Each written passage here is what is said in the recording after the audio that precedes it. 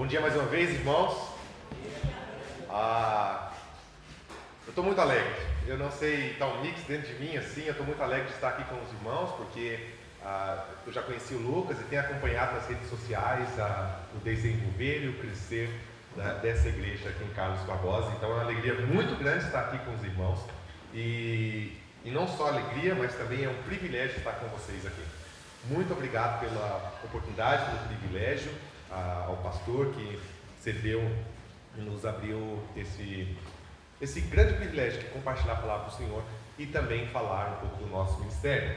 Eu gostaria de inverter um pouco as coisas. Eu não queria me apresentar minha esposa primeiro. Eu gostaria de que fôssemos para o principal, que é a palavra de Deus e a mensagem, e depois eu me apresento. Eu não quero que me apresentar isso, sei lá, de alguma forma influenciar na palavra de Deus, mas eu queria primeiro ir para a mensagem de Deus e depois nos apresentar minha esposa e apresentar o nosso ministério, tá bom?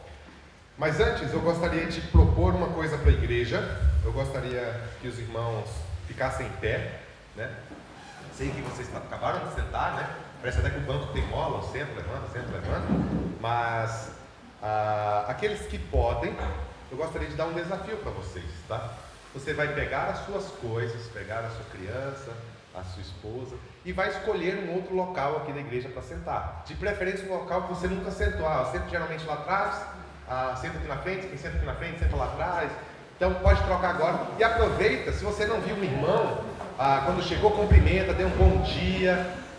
Diz para ele como é bom que você está aqui, e vai cumprimentando, e troca de lugar com o seu irmão.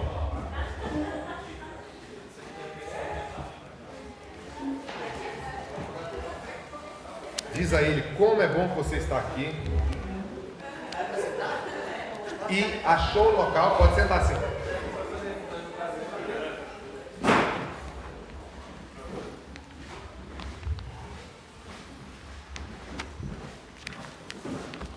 Ótimo, meus irmãos. Podem sentar, se acomodar aí. Me desculpem mais uma vez por estar tirando você do seu lugar de estimação, né? Não sei quanto tempo você senta sempre nesse mesmo lugar.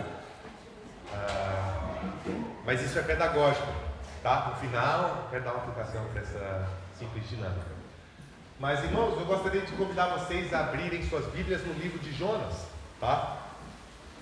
Eu sei que já é uma história bem conhecida, é uma história que a gente escuta desde criancinha, né? Principalmente pelos seus eventos miraculosos, né? De grande peixe engolindo um homem e ele saindo com vida, né? Mas eu gostaria de refletir com os irmãos sobre o capítulo 1 desse livro tão fantástico, desse livro tão missionário. E eu gostaria de que os irmãos abrissem as suas Bíblias, seus smartphones, ou mesmo somente acompanhar a leitura aqui na TV. Então nós vamos ler todo o capítulo 1, são 17 capítulos. Eu gostaria que os irmãos prestassem bastante atenção agora na leitura, nos detalhes, naquilo que essa narrativa está trazendo para nós. Então, eu pedi a ajuda do meu parceiro aí para ir passando, versículo 1 até o versículo 17. Vamos lá, então? A palavra do Senhor no livro de Jonas, capítulo 1, versículo 1, diz assim: A palavra do Senhor veio a Jonas, filho de Amitai, com esta ordem: Dispõe-te e vai à grande cidade de Nínive, que quer dizer morada de Ninos, e prega contra ela, porque a sua malignidade subiu até a minha presença. Entretanto, Jonas decidiu fugir da presença do Senhor, de Yahvé o Senhor, e partiu na direção de Tarsis, isto é, jaspe amarelo, descendo para a cidade de Jope, ou seja, Formosa. Entrou no navio pronto a zarpar para Tarsis, pagou a passagem e embarcou nele a fim de ir para a cidade de Tarsis, tentando escapar da presença de Yahvé. Versículo 4. Contudo, Yahvé fez soprar um forte vento sobre o mar, e caiu uma tempestade tão devastadora que o barco ameaçava se arrebentar-se. Todos os marinheiros foram tomados de grande pânico, e cada um daqueles homens passou a clamar ao seu próprio Deus. Em seguida, lançaram ao mar a carga do navio com o propósito de deixar a embarcação mais leve. Jonas, entretanto, havia se refugiado no porão do navio e, tendo-se deitado, dormia profundamente. O capitão dirigiu-se a ele e indagou: como consegues ficar dormindo numa hora dessas? Levanta-te agora mesmo e começa a clamar também ao seu Deus. Talvez assim ele lembre de nós, para que não venhamos todos a perecer. Versículo 7. Então os marinheiros chegaram a uma conclusão entre si: vinde e lancemos sortes para saber quem é o responsável por essa desgraça que se abateu sobre nós. E de fato jogaram as sortes, e a sorte caiu sobre Jonas. Imediatamente lhe perguntaram: declara-nos, pois, neste momento, por culpa de quem nos sobreveio esta tragédia? Quem és tu e qual a tua ocupação? De onde vens e qual a tua terra? A que povo pertences tu? E Jonas passou a responder-lhes: eu sou hebreu e temo a Yahvé, Elohim, o Deus dos céus, que fez o mar e a terra. Então aqueles homens ficaram horrorizados e lhe repreenderam: que é isso que fizeste? Porquanto os homens sabiam que ele fugia do Senhor, pois ele já havia contado tudo.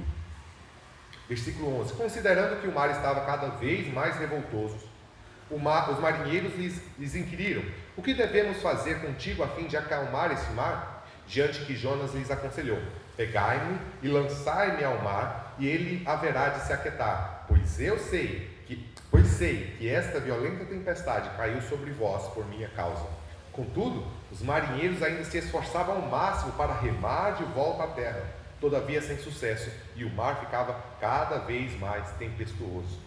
Por isso suplicaram a Yahvé nestes termos: ó Senhor, eis que nós te rogamos, ó Yahvé, não nos deixe morrer por conta da vida deste homem, e que não nos culpes pelo sangue inocente, porque tu, ó Yahvé, fizeste como te aprouve fazer. Então agarraram Jonas, lançaram ao mar enfurecido, e logo este se acalmou. Assim que notaram que o mar se aquietara, todos os homens adoraram e louvaram a Yahvé, com grande temor, oferecendo-lhes sacrifícios e fazendo-lhes votos. Entre mentes, Yahvé, o Senhor, fez com que um grande peixe engolisse Jonas, e ele ficou dentro desse peixe durante 3 dias e 3 noites. Muito bem, meus irmãos, nós lemos aqui o capítulo 1 desse livro bem conhecido, e antes de tirarmos as aplicações e fazermos algumas observações sobre esse texto, eu gostaria de passar um pouco o contexto do livro de Jonas, tá? Acontece que esse livro, ele, por ser um livro cheio de milagres, tem um famoso cientista, Adalto Lourenço, diz que milagres são leis físicas desconhecidas, que não se podem provar cientificamente, porque se pudessem ser provadas não seriam milagres, né? Seria algo comum, seria algo corriqueiro.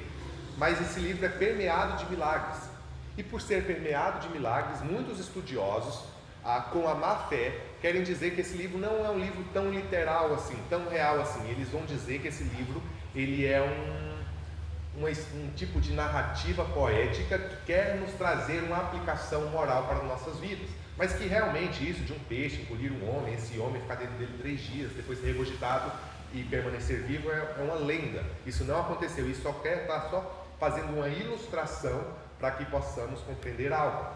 Mas, meus irmãos, como crentes no Senhor Jesus, nós não podemos acreditar nisso. Nós devemos crer que essa história ela é real, que essa história ela aconteceu. Porque se nós abrirmos brechas falando que essa história, isso aí é só uma narrativa poética aí, querendo só ensinar uma aplicação, a gente vai abrir margem para outros textos da Bíblia e falar: não, isso daí não aconteceu de verdade, isso aí é somente querendo nos dar uma aplicação, só querendo nos passar uma lição. Nós podemos pensar no caso de Adão e Eva. Você pode olhar para o livro de Adão e Eva e começar a pensar: não, Adão e Eva não existiu, era só uma mensagem da criação do mundo, mas não foi só um homem. Adão ele estava representando milhares de homens que Deus fez, mas nós não cremos assim. Cremos que o livro de Jonas ele é literal, ele aconteceu realmente, e os milagres que aconteceram nesse livro foram devido ao poder grandioso do nosso Deus. Mas falando ainda sobre o contexto, Jonas ele era um profeta do Senhor, né? Um mensageiro de Deus. Essa era a função dele. Ele vivia em Israel.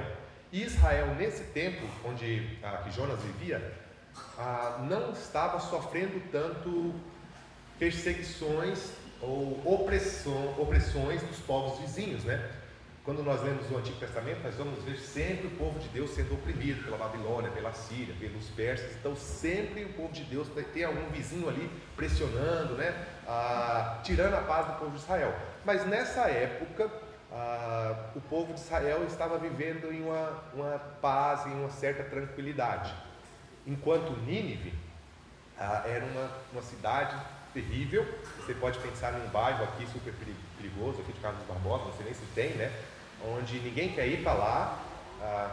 Posso usar a ilustração de Nínive, é um beco escuro com 2 homens encapuzados, assim, ninguém quer entrar lá, ninguém quer ir para lá.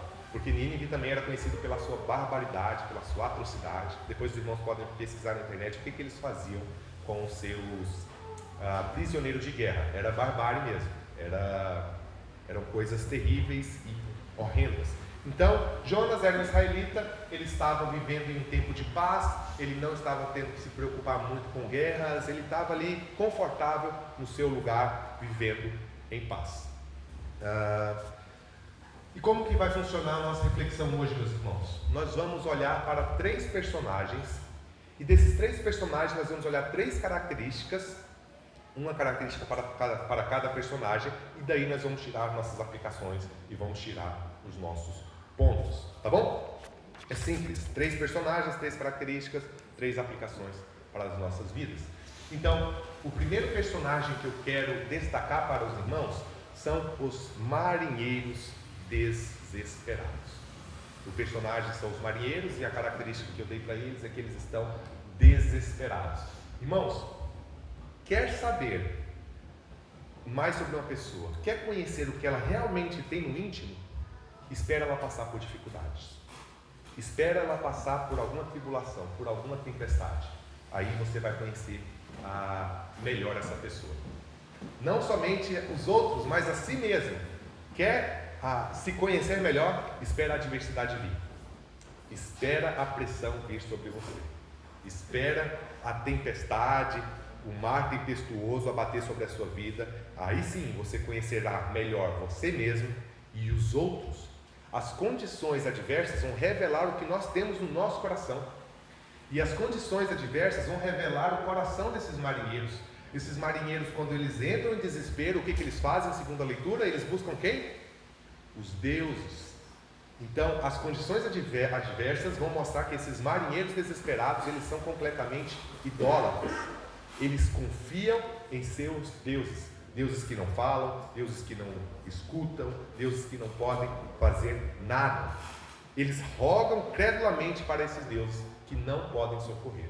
Então, meus irmãos, esses marinheiros desesperados, nós vemos que sem Deus, eles buscam ajuda, buscam refúgio, buscam socorro em seus ídolos, feitos por mãos humanas. E é exatamente assim que nós somos também. Quando a tempestade bate na nossa vida, bate no nosso barco, a gente revela quem nós somos. Tem 2 ilustrações que eu gosto muito sobre sermos cheios do Espírito Santo. Porque somente quando estamos cheios do Espírito Santo é que vamos suportar a adversidade, é que vamos suportar as tempestades nas nossas vidas. O primeiro exemplo é o do chá. O chá, o saquinho de chá, né? Você só vai conseguir extrair o aroma, o sabor daquele chá mergulhando ele aonde? Em uma água quente. Assim somos nós como crentes também. Só vamos mostrar o que temos dentro do nosso coração, mostrarmos o que temos dentro da nossa alma, quando somos mergulhados na água quente. E se somos cheios do Espírito, exalaremos cheiros do Espírito Santo. Mas se não formos cheios do Espírito Santo, aí a gente vai buscar socorro em ídolos, no nosso dinheiro, na política, enfim. A gente é mestre em fazer ídolos nas nossas vidas, em nós mesmos, né? E o outro exemplo é o do estepe. Então, você quer saber se você está cheio do Espírito Santo? É somente quando a adversidade vem sobre a sua vida. O estepe, ele está lá no fundo do carro, lá atrás, né? E você nunca sabe se ele está cheio ou se ele está vazio, né? Geralmente nós, pelo menos eu como bom brasileiro, é difícil eu verificar o estepe, né? Eu vim lá de Giruá, dirigindo 6 horas, eu nem me liguei para o estepe. Será que o estepe está cheio ou está murcho? Não sei. E geralmente quando é que você sabe se o estepe está cheio ou está murcho? Quando fura o pneu, você pega uma carga, do carro, tira o pneu furado e coloca o estepe. mas ainda não dá para saber se ele está cheio ou se ele está murcho. O que você tem que fazer para saber? Baixa o macaco, quando o peso do carro vier sobre o pneu do estepe, você vai saber se ele está cheio ou se ele está murcho. Assim também, irmãos, é a nossa vida. Só saberemos se somos cheios do Espírito ou não quando o peso das adversidades vier sobre a nossa vida. Nós precisamos ser cheios do Espírito Santo. Isso então será visível para nós e para os outros também. E uma aplicação que eu quero tirar para nós, olhando para esses marinheiros desesperados, é que quantas vezes você já esteve em uma situação onde você não tinha mais o que fazer, não tem mais o que fazer, a não ser orar para o seu Deus. A diferença está de qual Deus você tem buscado refúgio, qual Deus você tem buscado. Muitas vezes nós agimos como esses marinheiros, meus irmãos. A gente age não confiando no Senhor, não confiando no nosso Criador, mas buscando ajuda, buscando refúgio em outros deuses, em nossas finanças, na política, enfim, confiamos em muitas outras coisas, menos no Senhor. Confiamos na psicologia, mas não confiamos em Deus. Eu quero abrir um parênteses aqui quando eu falo psicologia. Não que a psicologia não seja boa, ela é boa, né? O cérebro é um órgão, ele pode ficar doente, ele precisa ser de um especialista, mas para problemas espirituais, somente Deus pode nos curar, somente Deus tem o milagre, a salvação, somente Deus pode nos socorrer da morte. Caso contrário, se a gente tem problemas espirituais e nós estamos buscando em soluções humanas, soluções incapazes de nos socorrer, é a mesma coisa da gente ter um tumor e tapar com band-aid. É a mesma coisa da gente tapar o sol com a peneira. Não sei se aqui tem esse ditado, mas lá em Goiás tem. Não vai funcionar, é ter um câncer e ficar tomando analgésico. Nós precisamos buscar refúgio no Senhor, pois é Ele que irá nos socorrer. Eu coloquei esses salmos 46, versículo 1, onde diz, o salmo bem conhecido: Deus é o nosso refúgio e a nossa força, sempre pronto a nos socorrer em tempos de aflição. Somente o Senhor, meus irmãos, é o nosso refúgio. E ontem, quando o Lucas estava falando, toda a situação que está envolvendo o local aqui, né, que a gente não se desespere, a gente mostre que a gente é cheio do Espírito Santo e confiemos no Senhor, pois Ele é o nosso refúgio. Salmo 121 vai dizer: levanto meus olhos para os montes e pergunto, de onde virá o meu socorro? E o que o salmista responde? O meu socorro vem do Senhor, que fez os céus e a terra. Nós precisamos, irmãos, confiar no Senhor e não nas nossas forças. Então tiramos a aplicação de quando a adversidade vem, não sejamos como os marinheiros desesperados. Sabemos onde buscar o refúgio. O nosso refúgio vem do Senhor. Alguém já te pediu, meus irmãos, para você fazer uma oração? Às vezes até uma pessoa que nem é crente, né? Fala assim: poxa, Anderson, você é crente, né? Ora por mim, né? Ora por mim aí, que eu estou passando. Ora pelo meu filho, né? Ora pela minha avó, pela minha mãe. Acreditando que a nossa oração tem mais poder, né? E realmente tem. Nós somos filhos de Deus, né? Somos servos de Deus. Diferente que a gente pensa: vou pedir para o pastor orar, que a oração do pastor é mais poderosa. Isso não, isso é o papel do crente. Não devemos achar que tem hierarquias de crentes aqui, achando que uma oração vai chegar primeiro no céu, mas a Deus. Mas tem pessoas que são incrédulas mesmo, e elas olham para nós e elas observam e elas veem que somos diferentes, somos cheios do Espírito Santo, e muitas vezes elas pedem refúgio em nós, não pedem oração para nós, a não ser que a gente está sendo um crente meio 007, né? Ninguém sabe que a gente é crente, então ninguém pede oração para a gente, né? Ninguém sabe que a gente é crente, né? Mas eu espero que no seu trabalho, na sua escola, as pessoas tenham te buscado, ou tenha visto em você a ponto de pedir você para orar por elas. Ore por mim. E a gente viu isso na leitura. Repararam? Os marinheiros desesperados e viram Jonas dormindo lá. O que eles pedem? Clama você também ao seu Deus. Quem sabe Ele tem a misericórdia de nós e nos salva. é um contraste, meus irmãos, entre os marinheiros e Jonas. Enquanto os marinheiros estavam orando, nem eram crentes, estavam buscando pelo menos seus deuses, por mais que sejam falsos, eles estavam buscando a vida. Jonas estava buscando a morte. Aparentemente não vemos esse profeta que era incumbido de falar as mensagens de Deus, não vemos aparentemente ele orar em nenhum momento nesse capítulo 1. Então, os marinheiros ali desesperados jogaram sortes.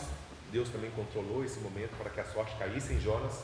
Então pegaram Jonas e jogaram Jonas ao mar. Então, depois que jogaram Jonas ao mar, o mar se aquietou e eles creram em Yahvé e o louvaram. Eles fizeram votos e sacrifícios ao Senhor. Hernandes Dias Lopes vai dizer que logo após os marinheiros provarem uma terrível ira do Senhor, eles também logo provaram a sua maravilhosa graça. E geralmente essa é a nossa vida. Quando provamos uma tempestade, quando provamos as adversidades, mas confiamos no Senhor, logo depois vem um tempo de calmaria e provamos a graça do nosso Senhor. Então esse seria o nosso primeiro ponto, os marinheiros desesperados. O nosso segundo ponto seria o missionário. Missionário aqui eu estou me referindo a Jonas, né? Como um profeta do Senhor, como um missionário do Senhor. Não existe esse termo ainda, mas eu me apropriei para dizer que ele era um responsável por transmitir a mensagem do Senhor, como nós, missionários do Senhor, também devemos ser e fazer, transmitir a palavra do Senhor. E ele então é um missionário desertor. Versículo 3, você pode olhar na sua Bíblia, diz: mas Jonas fugiu da presença do Senhor, dirigindo-se para Tarsis, desceu para a cidade de Jope, onde encontrou o navio que se destinava àquele porto. Depois de pagar a passagem, embarcou para Tarsis para fugir do Senhor. Se Jonas, meus irmãos, estivesse servindo qualquer exército, ele seria um soldado desertor. Jonas foi um desertor daquilo que era. Ele foi desertor de ser um profeta. O profeta era chamado para proclamar as ordens divinas, e era exatamente disso que esse profeta estava fugindo. Ele era um desertor religioso, ele era um desertor espiritual. Ele estava desertando. Desertor é aquele que é culpado de deserção, né? Aquele que abandona suas convicções, abandona sua religião, seu compromisso ou causa de qual ele antes era defensor, agora não é mais. Então ele é um desertor. E eu queria dizer para vocês, meus irmãos, e para mim também, será que eu não tenho abandonado, tenho deixado o meu compromisso com o Senhor, fugindo, talvez não completamente, mas talvez pela metade, né? De fazer algo completo, algo bem feito, né? Ou mesmo tenho nem procurado, nem vou procurar o que eu possa fazer, o que eu possa servir ao Senhor. Que a gente possa olhar para esse missionário desertor e não ser como ele, né? Semana passada o Lucas estava pregando sobre Timóteo, né? Falando de Paulo e Timóteo, das atitudes de um crente, de uma boa imitação, do que nós devemos imitar nesses crentes. Hoje, olhando para a vida desse missionário desertor, é olhar para a vida de Jonas e ver como não fazer, como não seguir o que ele está fazendo, não imitá-lo através de uma deserção. A palavra do Senhor no versículo 3 vai dizer que ele estava tentando escapar da presença do Senhor. Essa ideia, meu irmão, esse termo de escapar da presença do Senhor é muito mais profunda do que somente escapar daquela responsabilidade dada do Senhor. Realmente quer dizer abandonar o Senhor, tipo uma aparente apostasia de abandonar a fé, falar: olha, Senhor, não tenho mais nada a ver contigo, não quero saber, eu estou abandonando o Senhor. Ele fugiu da presença do Senhor. Para viver uma vida autônoma, para viver uma vida como ele bem queria, porque ele não queria mais ser um profeta, ser um missionário do Senhor. Ele estava então desertando daquilo que era. Lembram do filho pródigo? nos primeiros versículos ali de Lucas 15, não sei se é os primeiros ou mais no meio do capítulo, certo homem tinha 2 filhos. O mais novo disse ao pai: dá-lhe parte da herança. O pai então dividiu. Logo que o pai dividiu, vocês lembram o que o filho mais novo fez? Alguém lembra? O que ele fez? Fugiu para terras distantes. Por essa ideia de fugir para terras distantes ali do filho pródigo, de fugir da presença do pai, é justamente abandonar, considerar o pai como morto mesmo. Eu quero ter a minha vida. E a ideia de ir para terras distantes é para viver uma vida promíscua, uma vida irresponsável, onde não tenho que prestar conta para ninguém. Aparentemente é isso que esse profeta faz. Ele foge da presença do Senhor. O pecado, meus irmãos, como na vida desse profeta, não só nos separa, como vimos ontem, da comunhão com Deus, mas ele nos levará muito mais longe do que queremos ir. No seminário, eu vi essas frases aqui das consequências do pecado. O pecado, ele sempre vai reter mais tempo do que a gente tem para dar. Ele sempre vai nos levar mais longe do que queremos ir. Ele sempre vai custar bem mais caro do que queremos pagar. É sempre assim. A gente, não, vou só até aqui, vou pecar só até aqui. Engano nosso. O pecado, ele vai levar a gente mais longe do que a gente quer ir. Ele vai custar mais caro do que a gente quer pagar. Não, isso aqui vai custar só quando a gente é criança, né? Vai custar só umas varadas da minha mãe, do meu pai, né? Não, ele custa muito mais caro, como nós sabemos. O pecado, o preço, o salário do pecado é a morte. Stuart Olyott, que é um teólogo, vai dizer que o pecado de Jonas sempre vai levar ele cada vez mais para baixo, em tipo uma ladeira. É uma consequência decrescente. O pecado vai levá-lo. Vai dizer primeiro, Jonas desce para Jope, depois ele desce para o fundo do navio, depois ele desce para a barriga do peixe, depois para as profundezas dos mares, as profundezas dos oceanos. Nós sempre vamos ver o pecado tendo consequências, levando a gente mais longe do que a gente quer ir, retendo mais tempo do que a gente tem para dar e custando muito mais caro do que a gente quer pagar. Igual nós vimos ontem, né? O pecado, Deus dá forma, cria forma, e o pecado então ele deforma, né? Eu acho que foi bem enfatizado isso ontem. E Cristo faz o quê? Transforma, né? O pecado, ele sempre traz as suas consequências. Nós vamos ver um outro personagem que também quis fugir da presença do Senhor. Vemos isso nos primeiros capítulos da Bíblia, lá em Gênesis. Foi Adão. Adão, ao ouvir a voz do Senhor, tentou se esconder da presença do Senhor. E isso, meus irmãos, é uma coisa meio interessante de se pensar, porque Adão sabia que Deus, que também é Jesus, está em todos os lugares, é onipresente. Como Adão, sabendo que Deus é onipresente, tenta se esconder de Deus? Porque o pecado já havia corrompido o lado cognitivo de Adão. O pecado, ele nos cega, meus irmãos. Ele mexe não só com a nossa cognição, mas com o nosso afetivo, mexe com todo o nosso ser, ele contamina todas as áreas da nossa vida. Foi assim com Adão, com Jonas, com o filho pródigo. O pecado, ele cega Jonas. Jonas, ele não quer se preocupar com o que está acontecendo, o que está fazendo. Tudo que ele faz é permanecer deitado no fundo do navio, tentando dormir tranquilamente e fingir que nada está acontecendo. Jonas, ele quer fechar os olhos a tudo que Deus vem fazendo, os ventos fortes, as tempestades, ele não quer saber disso. E aí nós vemos mais uma vez o contraste. Enquanto os ímpios estão preocupados com a vida, Jonas não está nem um pouco preocupado. Ele está querendo fechar os olhos, ele está querendo dormir no fundo do barco. Irmãos, não há nada pior do que um servo de Deus que não se importa. Não há nada pior do que um servo de Deus que não se importa.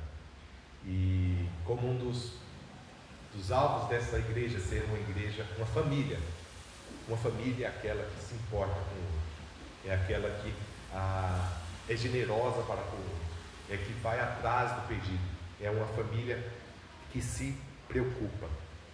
Que possamos ser, meus irmãos, da Igreja Batista da Rocha, irmãos que se preocupam, servos que se importam uns com os outros. Deus nos chamou para isso. Deus queria que Jonas se importasse com o povo de Nínive, que ele se importasse para com os perdidos. Mas como nós vamos ver nos capítulos anteriores, nós não vamos ver, mas se os irmãos continuarem a leitura, nós vamos ver que Jonas, ele era orgulhoso, ele não queria levar a mensagem de arrependimento para os ninivitas, porque ele sabia que Deus era misericordioso para salvar os ninivitas. E ele, como nacionalista que era, ele achava que Deus era somente para o povo hebreu, somente para o povo de Israel. Que nós possamos olhar para a vida desse missionário desertor e não ser como ele, mas ser um missionário ativo, ser um missionário que se importa, ser um missionário que quer expandir o reino de Deus aqui na terra, não somente achando que a salvação é somente para nós aqui, mas também para outras pessoas, seja do outro lado da rua, do outro lado da esquina, até os confins da terra. Que o evangelho do reino de Deus possa atingir Carlos Barbosa, Garibaldi, e assim se expandindo como uma pedra lançada no rio, onde as ondas vão aumentando. Assim possa ser o evangelho, para que o reino do Senhor possa crescer ainda mais.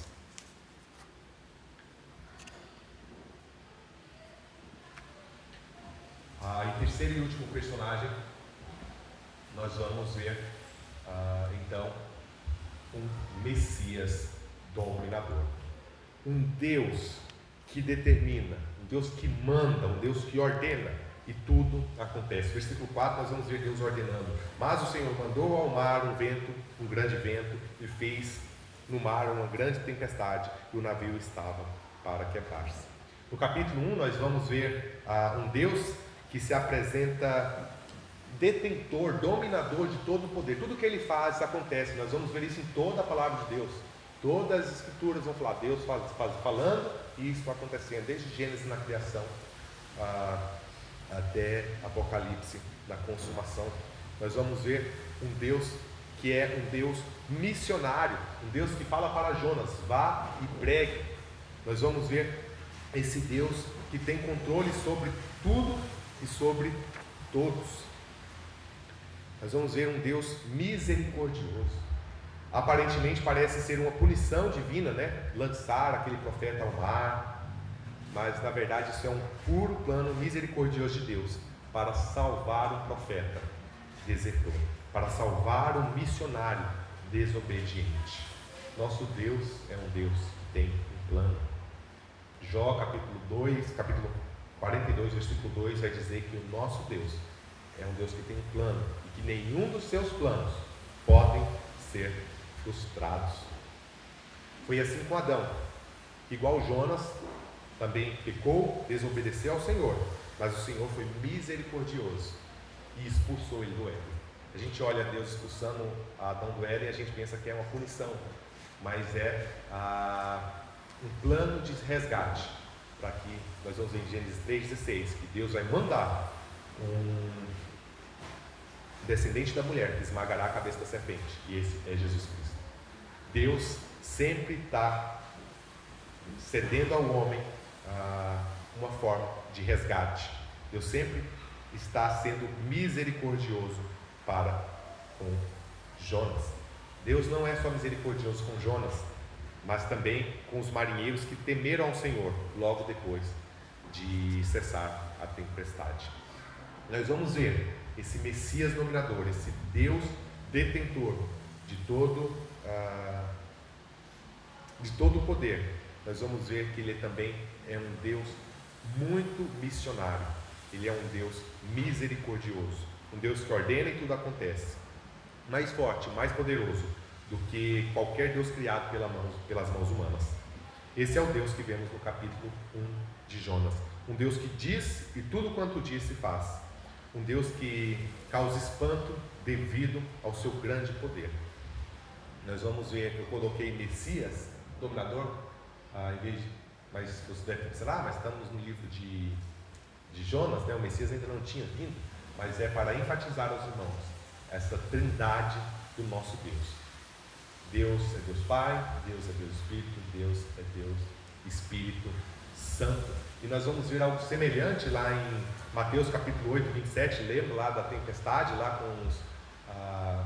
com os discípulos, e Jesus fala para a tempestade aquietar-se, acalmar-se, e a tempestade então se aquieta e se acalma, e eles ficam espantados, porque ao ver esse Jesus, que é Deus, que tem os mesmos poderes, nós vamos ver esse Messias, detentor de todo o poder. O Deus de Jonas, meus irmãos, como ele mesmo se revela no capítulo 9 e 10, é um Deus temível. A origem dessa palavra temor refere-se a um pavor, a um tremor, mas de uma grande reverência.